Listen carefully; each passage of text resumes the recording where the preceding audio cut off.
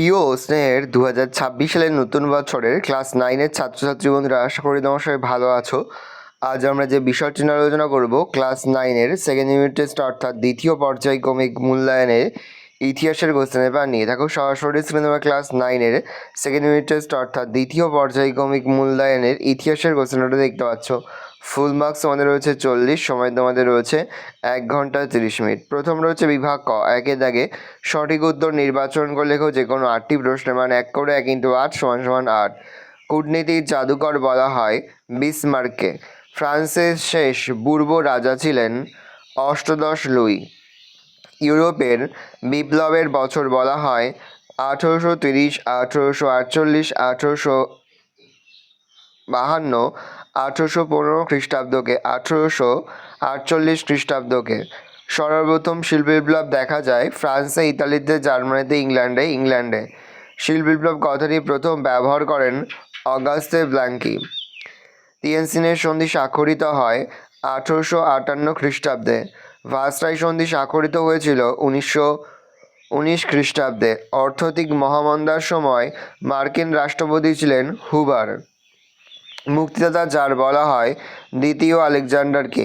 April থিসিসের প্রবক্তা হলেন Lenin. পরে রয়েছে বিভাগ খ, লিখিত প্রশ্নগুলির উত্তর দাও। প্রশ্নের মান 1 করে 1 × 8 = 8। একটি বাক্যে উত্তর দাও যে কোনো 4টি। কূটনীতির রাজপুত্র কাকে বলে? মেটারনিখকে। উড়ন্ত তামাককে আবিষ্কার করে জন কে। দাস ক্যাপিটাল কে রচনা করে? Karl Marx. ভিয়েনা সম্মেলন কবে অনুষ্ঠিত হয়? 1815। চীনকে উন্মুক্ত দ্বারনীতি ঘোষণা করেন জন হে। রাশিয়ার শেষ জার কে ছিলেন? দ্বিতীয় নিকোলাস। সত্য মিথ্যা, the workshop of the world বলা হয় ইংল্যান্ডকে। সত্য। ওয়াটার ফ্রেম নামক যন্ত্রটি উদ্ভাবন করেন জন স্মিটন। মিথ্যা। মেটারনিখ ছিলেন ফ্রান্সের প্রধানমন্ত্রী। মিথ্যা। গয়ের দাগে নিম্নলিখিত বিবৃতিগুলির সঠিক ব্যাখ্যা নির্বাচন করো যে কোনো দুটি। প্রথম বিবৃতি, 19 শতকের মাঝামাঝি দ্বিতীয় পর্যায়ে শিল্পায়ন শুরু হয়। ব্যাখ্যা হবে ক নম্বর ব্যাখ্যাটা, ইংল্যান্ডের অভিজ্ঞতার ভিত্তিতে ইউরোপের কয়েকটি দেশে শিল্পায়নের সূচনা হয়।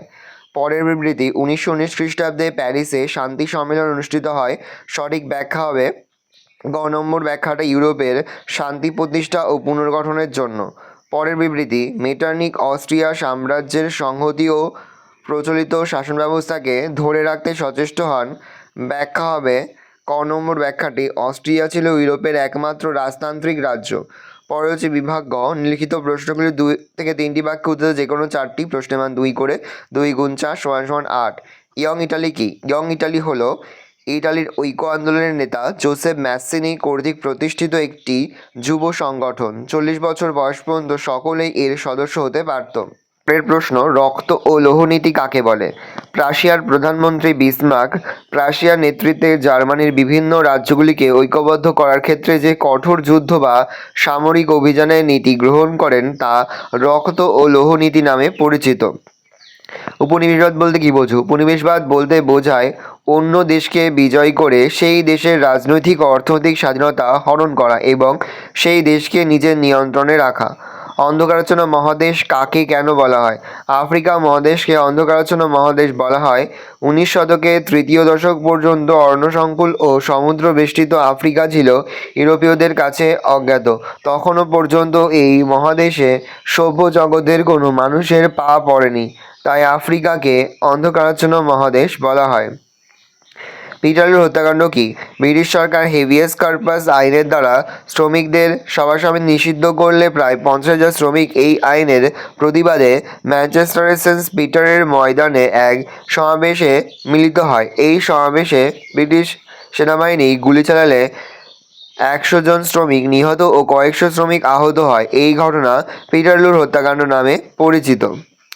কাকে এবং কেন আধুনিক রাশিয়ার জনক বলা হয়? যার পিটার দ্য গ্রেটকে আধুনিক রাশিয়ার জনক বলা হয়।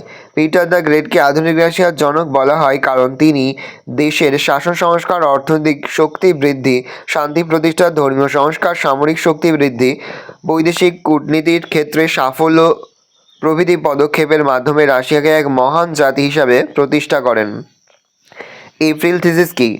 রাশিয়ায় 1917 খ্রিস্টাব্দের মার্চ বিপ্লবের দ্বারা বুর্জোয়া শ্রেণী শাসন ক্ষমতা দখল করে। এরপর বলশেভিক নেতা লেনিন নির্বাসন থেকে রাশিয়ায় ফিরে বলশেভিক কর্মীদের সামনে 16 এপ্রিল তার নিজস্ব চিন্তাধারা তুলে ধরেন এবং বুর্জোয়াদের হাত থেকে বলশেভিক কর্মীদের ক্ষমতা কেড়ে নিতে বলেন। এটি এপ্রিল থিসিস বা এপ্রিল মতবাদ নামে পরিচিত। 14 দফা নীতি কি? বিশ্ব স্থায়ী শান্তি প্রতিষ্ঠা ও গণতন্ত্র রক্ষার উদ্দেশ্যে মার্কিন রাষ্ট্রপতি উড্রো উইলসন 1918 খ্রিস্টাব্দে 8ই জানুয়ারি মার্কিন কংগ্রেসে যে সুনির্দিষ্ট 14টি শর্ত ঘোষণা করেন তা 14 দফা নীতি নামে পরিচিত। ভার্সাই সন্ধির দুটি শর্ত লেখো। 1. ভার্সাই সন্ধির দ্বারা জার্মানির উপর 60 কোটি পাউন্ড আর্থিক ক্ষতিপূরণ দাবি করা হয়। 2. জার্মানির সামরিক শক্তি অত্যন্ত দুর্বল করা হয়। পরবর্তী বিভাগ ঘ। লিখিত প্রশ্নগুলির 7 থেকে 8টি বাক্য উত্তর যে কোনো দুটি। প্রশ্নের মান 4 করে 4 গুণ 2 = 8। জার্মানির ঐক্য প্রতিষ্ঠায় বিসমার্ক কী নীতি গ্রহণ করেন? 4th ফ্রেডারিক উইলিয়ামের পরবর্তী রাজা প্রথম উইলিয়াম প্রাশিয়ার নেতৃত্বে জার্মানির ঐক্য প্রতিষ্ঠায় আগ্রহী ছিলেন। জার্মানির ঐক্য প্রতিষ্ঠায় বিসমার্কের নীতি।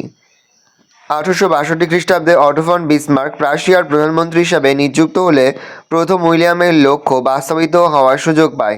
জার্মানিকে ঐক্যবদ্ধ করার উদ্দেশ্যে তিনি নিম্নলিখিত নীতি গ্রহণ করেন। ক দিয়ে রাজতন্ত্রে বিশ্বাস। রাজতন্ত্রে বিশ্বাসী বিসমার্কের উদ্দেশ্য ছিল প্রাশিয়ার রাজতন্ত্রের অধীনে সমগ্র জার্মানিকে ঐক্যবদ্ধ করা এবং প্রাশিয়ার রাজতান্ত্রিক শাসনে ভাবধারা জার্মানিকে প্রভাবিত করা। ক রক্ত ও লৌহনীতি। বিসমার্ক গণতান্ত্রিক রীতিনীতির ওপর নয়, রক্ত ও লৌহনীতির ওপর আস্থাশীল ছিল। তিনি প্রাশিয়ার আইনসভায় ঘোষণা করেন যে বিসমার্ক বা ভোটের দ্বারা নয়, রক্ত ও লৌহনীতির মাধ্যমেই জার্মানির সমস্যার সমাধান হবে। গ সামরিক শক্তিতে আস্থা। বিসমার্ক উপলব্ধি করেন যে একমাত্র সামরিক শক্তির জোরেই জার্মানির ঐক্য প্রতিষ্ঠা করা সম্ভব। এজন্য তিনি প্রতিনিধি সভার মত অগ্রাহ্য করে প্রাশিয়ায় সামরিক শক্তি বাড়ানোর উদ্যোগ নেন এবং 3টি গুরুত্বপূর্ণ যুদ্ধের মাধ্যমে সমগ্র জার্মানিকে ঐক্যবদ্ধ করেন, যথা 1. ডেনমার্কের সঙ্গে যুদ্ধ, 2. অস্ট্রিয়ার সঙ্গে যুদ্ধ, 3. ফ্রান্সের সঙ্গে যুদ্ধ। পয়েন্ট করে উপসংহার। কূটনীতির জাদুকর বিসমার্ক কূটকৌশল এবং রক্ত ও লৌহনীতির দ্বারা জার্মানির ঐক্য প্রতিষ্ঠায় উল্লেখযোগ্য ভূমিকা পালন করে। ঐতিহাসিক হ্যাজেন মনে করেন তার কাছে বাস্তব কূটনীতি ছিল মুখ্য, ন্যায়নীতি ছিল গৌণ। নেক্সট, প্রথম বিশ্বযুদ্ধের কারণ কী ছিল আলোচনা করো। 1871 থেকে 1914 খ্রিস্টাব্দ পর্যন্ত সময়কালে ইউরোপে বড় ধরনের কোনো যুদ্ধ না হলেও আপাত শান্তির আড়ালে বাতাসে বারুদের গন্ধ পাওয়া যাচ্ছিল। শান্তির আড়ালে যুদ্ধের এই পরিস্থিতি সশস্ত্র শান্তির যুগ নামে পরিচিত। 1914 খ্রিস্টাব্দে ইউরোপে শান্তি ভঙ্গ হয় এবং প্রথম বিশ্বযুদ্ধে দামামা বেজে ওঠে। প্রথম বিশ্বযুদ্ধের কারণ। প্রথম বিশ্বযুদ্ধ বা মহাযুদ্ধের বিভিন্ন কারণ ছিল, যেমন 1. বলকান জাতীয়তাবাদ। এশিয়ার অটোমান তুর্কি শাসকদের অধীনস্থ পূর্ব ইউরোপের বলকান অঞ্চলের বিভিন্ন জাতি স্বাধীনতার দাবিতে ক্রমেই সোচ্চার হয়ে ওঠে। সার্ব জাতি অধ্যুষিত বসনিয়া ও হার্জেগোভিনা নামে 2টি প্রদেশ সার্বিয়ার সঙ্গে যুক্ত হতে চাইলেও বার্লিন চুক্তির দ্বারা তাদের জোর করে অস্ট্রিয়ার সঙ্গে যুক্ত করা হয়। তাই প্রদেশ দুটিতে অস্ট্রিয়ার বিরুদ্ধে তীব্র আন্দোলন শুরু হয়। 2. ঔপনিবেশিক সংঘাত। ইংল্যান্ড, ফ্রান্স প্রভৃতি দেশে আগে শিল্পায়ন ঘটায় তারা এশীয় ও আফ্রিকার বিভিন্ন স্থানে ঔপনিবেশ বিস্তারে এগিয়েছিল। জার্মানি সহ বেশ কয়েকটি ইউরোপীয় দেশ পরে শিল্পায়ন ঘটায় তারা সেই শিল্পায়িত দ্রব্যের বাজার অন্বেষণের জন্য উপনিবেশ দখল করতে গেলে অন্যদের সঙ্গে তাদের সংঘাত বেঁধে যায়। মরক্কো সংকট। ফ্রান্স আফ্রিকার মরক্কোয় উপনিবেশ স্থাপনের চেষ্টা করলে জার্মান কাইসার দ্বিতীয় উইলিয়াম ফ্রান্সের বিরুদ্ধে মরক্কোর সুলতানের পাশে দাঁড়ান এবং প্যান্থার নামে একটি যুদ্ধজাহাজকে মরক্কোর আগাদির বন্দরে ঢুকিয়ে দেন। ফলে ফ্রান্স ও জার্মানির সম্পর্কের অবনতি ঘটে। নেক্সট, 4. সেরেজাভো হত্যাকাণ্ড। অস্ট্রিয়ার যুবরাজ আর্কিডুট ফার্দিনান্দ ও তার স্ত্রী সোফিয়া সার্ব জাতি অধ্যুষিত বসনিয়া সফরে এলে তারা সেরেজাভো শহরে এক বসনীয় ছাত্রের হাতে নিহত হন। অস্ট্রিয়া এই হত্যাকাণ্ডের জন্য প্রতিবেশী রাষ্ট্র সার্বিয়াকে দায়ী করে বিভিন্ন কঠোর শর্তাদিসহ একটি চরমপত্র পাঠায়। পয়েন্ট উপসংহার। অস্ট্রিয়ার চরমপত্রের কিছু শর্ত মানলেও অবশিষ্ট শর্তগুলির বিষয়ে আলোচনার উদ্দেশ্যে একটি আন্তর্জাতিক বৈঠক ডাকার প্রস্তাব দেয়, কিন্তু অস্ট্রিয়া এই প্রস্তাব অগ্রাহ্য করে সার্বিয়ার রাজধানী বেলগ্রেড আক্রমণ করে। কিছুদিনের মধ্যে ইউরোপ ও ইউরোপের বাইরে বিভিন্ন রাষ্ট্র ভিন্ন ভিন্ন বিবাদমান পক্ষে যোগ দিলে তা বিশ্বযুদ্ধে পরিণত হয়। নেক্সট, 1929 খ্রিস্টাব্দে অর্থনৈতিক মহামন্দার প্রধান কারণগুলি লেখো। 1929 খ্রিস্টাব্দে আমেরিকায় তীব্র অর্থনৈতিক সংকট শুরু হয়, যা শীঘ্রই ইউরোপ তথা বিশ্বের বিভিন্ন দেশের অর্থনীতিকে গভীরভাবে প্রভাবিত করে। এই অর্থনৈতিক সংকট মহামন্দা নামে পরিচিত। মহামন্দার কারণ: 1. 1929 খ্রিস্টাব্দে অর্থনৈতিক মহামন্দা শুরু হওয়ার বিভিন্ন কারণ ছিল। 1. উৎপাদন বৃদ্ধি। প্রথম বিশ্বযুদ্ধ শুরু হওয়ার পর থেকে আমেরিকায় খনিজ সম্পদ এবং শিল্প উৎপাদন প্রচুর বৃদ্ধি পায়। উৎপাদিত এই বিপুল পরিমাণ পণ্য শুধু নিজের দেশে বিক্রি করা সম্ভব ছিল না, ফলে প্রচুর শিল্প সামগ্রী উদ্বৃত্ত হয়ে পড়ে এবং শিল্পপতিরা উৎপাদনের হার যথেষ্ট কমিয়ে দিতে বাধ্য হয়। 2. রপ্তানি হ্রাস। প্রথম বিশ্বযুদ্ধ তার আগে ইউরোপে আমেরিকায় উৎপাদিত শিল্পদ্রব্য ভোগ্যপণ্য বিক্রি ভালো বাজার ছিল, কিন্তু যুদ্ধের পরবর্তীকালে ইউরোপীয় দেশগুলি নিজেরাই শিল্প সামগ্রী ও ভোগ্যপণ্য উৎপাদন করতে থাকে, ফলে ইউরোপে মার্কিন পণ্য রপ্তানি যথেষ্ট হ্রাস পেয়ে মার্কিন অর্থনীতি বড় ধাক্কা খায়। 3. কৃষকদের দুর্দশা।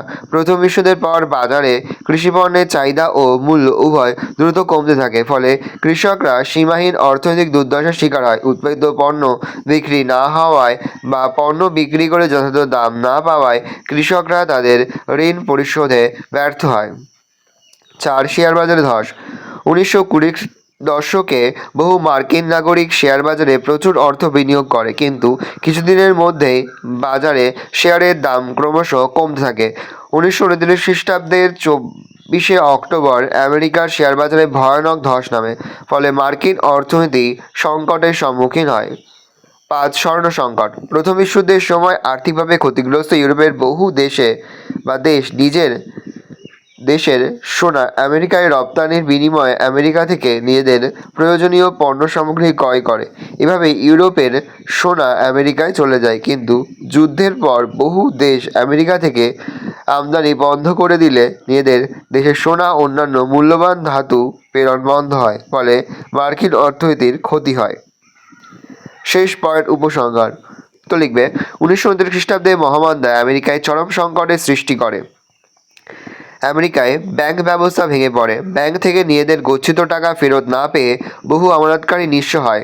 শিল্প বাণিজ্যের প্রভূত ক্ষতি হলে দেশে তীব্র বেকার সমস্যা দেখা দেয়। এই মন্দা আন্তর্জাতিক অর্থনীতির ওপর বহুমুখী প্রভাব ফেলে। ঐতিহাসিক E.H. কার বলেছেন যে এর ফলে অর্ধেক ইউরোপ দেউলিয়া হয়ে যায় এবং বাকি অর্ধেক দেউলিয়া হওয়ার অবস্থার সম্মুখীন হয়। নেক্সট, ফ্রান্সে ফেব্রুয়ারি বিপ্লবের কারণগুলি কী ছিল? দেখে নাও, আমি মুখে বলছি না, মুখে বললে ভিডিওটা একটা বড় হয়ে যাবে, তোমাদের অসুবিধা হবে। আমি আস্তে আস্তে স্ক্রল ডাউন করছি, তোমরা কিন্তু অবশ্যই ভিডিওটা থামিয়ে বা স্ক্রিনশট নিয়ে কিন্তু তোমাদের খাতায় নোট ডাউন করে নেবে। 1 পয়েন্ট করবে শ্রমিকদের ক্ষোভ। 2. অর্থনৈতিক দুরবস্থা। 3. ভোটাধিকারের দাবি। শেষ পয়েন্ট, উপসংহার। পরের প্রশ্ন রয়েছে বিভাগ ঙ। লিখিত প্রশ্নগুলির 15 থেকে 16টি বাক্য উত্তর যে কোনো একটি প্রশ্নের মান 8। ইটালির ঐক্য আন্দোলনে জোসেফ ম্যাসিনি ও তার ইয়ং ইটালি আন্দোলনের ভূমিকা উল্লেখ করো। দেখে নাও। পয়েন্ট করে জোসেফ ম্যাসিনি ও ইয়ং ইটালি আন্দোলন। 1. প্রথম জীবন। 2. আদর্শ। 3. ইয়ং ইটালি দল গঠন। 4. ফেব্রুয়ারি বিপ্লব। 5. ব্যর্থতা। শেষ পয়েন্ট, উপসংহার। পরের প্রশ্ন, ইংল্যান্ডে সর্বপ্রথম শিল্পবিপ্লব সংগঠিত হওয়ার কারণগুলি কী ছিল? 1. অনুকূল প্রাকৃতিক পরিবেশ। 2. বাজার। 3. সুলভ শ্রমিক। 4. কৃষির অগ্রগতি। 5. বাণিজ্যের গুরুত্ব বৃদ্ধি। 6. যোগাযোগ ও পরিবহন। 7. বৈজ্ঞানিক আবিষ্কার। শেষ পয়েন্ট, উপসংহার। পরের প্রশ্ন, রুশ নভেম্বর বলশেভিক বিপ্লবের বিভিন্ন কারণগুলি সম্পর্কে আলোচনা করো। দেখে নাও। 1. কৃষকদের দুরবস্থা। 2. শ্রমিকদের দুরবস্থা। 3. অধিকারহীনতা। 4. রাসপুটিনের ভূমিকা। 5. 1905 খ্রিস্টাব্দের বিপ্লব। 6. রুশীকরণ নীতি। 7. বুদ্ধিজীবীদের অবদান। 8. প্রথম বিশ্বযুদ্ধের প্রভাব। 9. April thesis. শেষ পয়েন্ট, উপসংহার। দেখে নাও। এই রয়েছে টোটাল তোমাদের সেকেন্ড ইউনিট টেস্ট অর্থাৎ দ্বিতীয় পর্যায়ক্রমিক মূল্যায়নের ক্লাস 9-এর ইতিহাসের প্রশ্নপত্র। ভালো করে প্রশ্নপত্রটা দেখে নাও। আশা করি ভিডিওটা ভালো লেগেছে। ভিডিওটা ভালো লাগলে ভিডিওকে লাইক করে দেবেন। আমার নতুন হওয়া তাহলে সাবস্ক্রাইব প্রেস করে পাশে বেল আইকন প্রেস করে নতুন কোনো ভিডিও আপলোড করি সবার ফার্স্ট নোটিফিকেশন পেয়ে যাও। আর এই ভিডিওটি তোমার বন্ধু বান্ধবী আত্মীয়স্বজন সবার মধ্যে কিন্তু অনেক শেয়ার করে দিলে। বছর ক্লাস 9-এ পড়ছে, আমরা কিন্তু ইতিমধ্যেই ক্লাস 9-এর প্রতি বিষয়ে সিলেবাস প্রশ্ন এবং নমুনা প্রশ্নপত্র কিন্তু আপলোড করে দিয়েছি। তোমরা এখনও পর্যন্ত সেই ভিডিওগুলো না দেখে থাকো, ভিডিওগুলো কিন্তু তাড়াতাড়ি দেখে নাও। তোমাদের সকলকেই জানাই আগাম পরীক্ষার অনেক শুভেচ্ছা এবং অভিনন্দন। আশা করি সকলের পরীক্ষায় খুব ভালো হবে। কোনো প্রশ্নের উত্তর লিখতে বা বুঝতে কোনো রকম অসুবিধা হয় তাহলে কিন্তু নির্দ্বিধায় কমেন্ট সেকশনে কমেন্ট করে জানাতে একদমই ভুলবে না। ভালো করে দেখে নাও কোশ্চেন পেপারটা। আর এই প্রশ্নপত্রের সম্পূর্ণ পিডিএফ ফাইল কিন্তু আমাদের ফেসবুক পেজ রয়েছে এডুকেশন ফ্যামিলি, সেখানে কিন্তু আমরা আপলোড করে দিই। তোমরা কিন্তু অবশ্যই সেখান থেকে এই প্রশ্নপত্রের পিডিএফ ফাইলটা সংগ্রহ করে নেবে।